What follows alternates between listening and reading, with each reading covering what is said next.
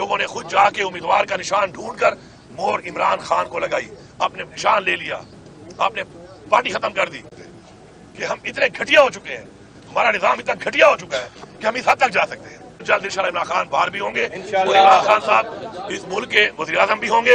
लोगों ने खुद जाके उम्मीदवार का निशान ढूंढकर मोहर इमरान खान को लगाई, अपने निशान ले लिया, आपने पार्टी खत्म कर दी, बल्ले का निशान आपने ले लिया, उम्मीदवारों के कदार सेट कर दिए, फिर भी क्या हुआ? खुदा का वास्ते जागो। और मैं इमरान खान साहब को मुबारकबाद देता हूँ कि खान साहब आपकी हमेशा ख्वाहिश थी और ख्वाहिश है कि मेरी कौम जागे। खान साहब आपकी कौम जाग चुकी है और इंशाल्लाह हकीकी आज़ादी हासिल करने तक ये कौम आपके साथ खड़ी है। इंशाल्लाह बहुत जल्द इंशाल्लाह इमरान खान बाहर भी होंगे और इमरान खान साहब इस मुल्क के वज़ीर आज़म भी होंगे और इंशाल्लाह ये मुल्क उस रास्ते पे चलेगा जिस पे चलने के लिए हमारे बाप-अजदाद ने जानी और माली कुर्बानी दी थी।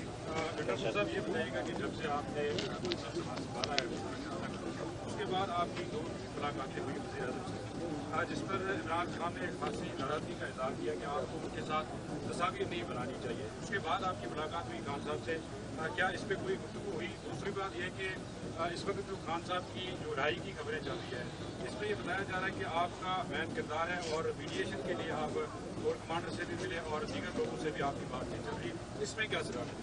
पहली बात तो यह है कि इमरान साहब और खान साहब की कोई नाराजगी नहीं है इस बात के ऊपर।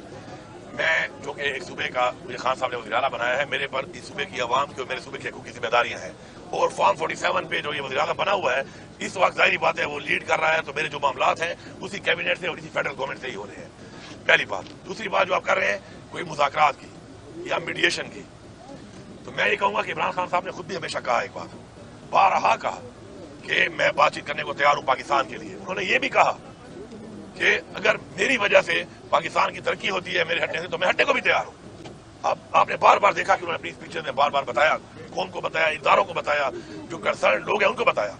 लेकिन अफसोसनाक बात यह है कि यहाँ पर जब प्लान बन जाते हैं, लंदन प्लान बन गया, कभी कोई प्लान बन गया, कभी कोई प्लान बन गया, उन प्लान के ऊपर जब मुल्क चलेगा और कुछ फर्द वाहिद, इदारे नहीं, कुछ फर्द वाहिद जब अपनी ज़ात के लिए अपनी डील के मुताबिक मुल्क को चलाएंगे तो उसका ऐसा ही अंजाम होता है। बाकी इमरान खान की जो रिहाई की बात है, हम उसके लिए पूरी कोशिश कर भी रहे हैं, हम करेंगे भी सही, हमारी टीमें लगी हुई हैं, सारे जेली केसेस हैं, एक्सपोज हो रहा है ये निज़ाम और इंशाल्लाह अल्लाह अल्लाह के इनको मजीद एक्सपोज करेगा, इतना एक्सपोज करेगा कि ये मुंह दिखाने के नहीं रहेंगे।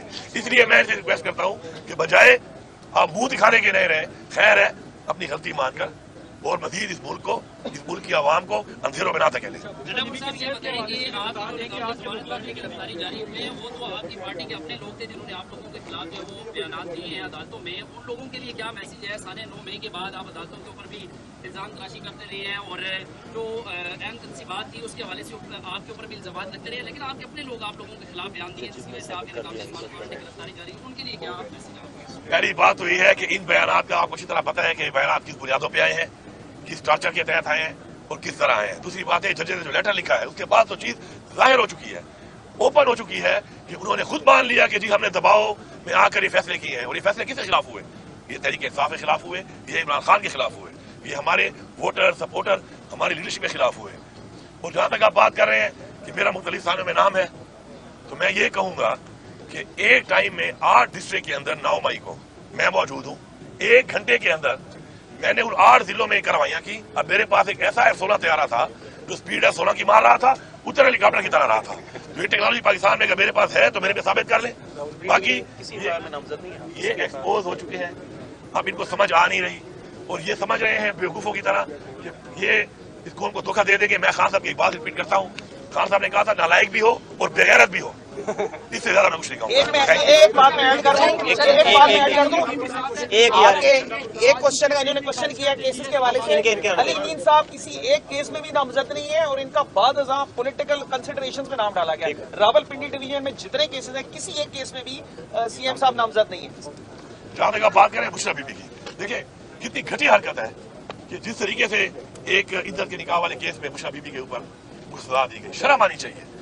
हैसियत एक कौम हम किसी के साथ बैठ के डिस्कस भी नहीं कर सकते कि हम इतने घटिया हो चुके हैं, हमारा निजाम इतना घटिया हो चुका है कि हम इस हद तक जा सकते हैं।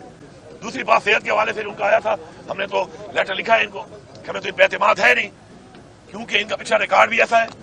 और उसके बाद जिस तरीके से बैठे हुए हैं फॉर्म 47 के तहत एक जेली मैंडेट लेकर, तो ऐसे लोगों से क्या उम्मीद होगी। तो हमने लेटर लिखा है कि गवर्नमेंट ने कि बुशरा बीबी के चेकअप के लिए हमें इजाजत दी जाए ताकि अपनी टीम हम भेजें और हम चेकअप करें इंशाल्लाह। बुशरा बीबी भी इंशाल्लाह खान साहब की माशाल्लाह वाइफ है, उनका भी जज्बा और स्पिरिट जो है खान साहब की तरह है, जिस तरह खान साहब इंशाल्लाह डटे हुए हैं वो भी डटी हुई हैं इंशाल्लाह। मैं फिर तक कहूंगा कि थोड़ी शर्म कर लो, थोड़ी हया कर लो और अपने आप को मजीद एक्सपोज, मैं लफ्ज़ करता हूँ, अपने आप को मजीद नंगा ना करो। Thank you.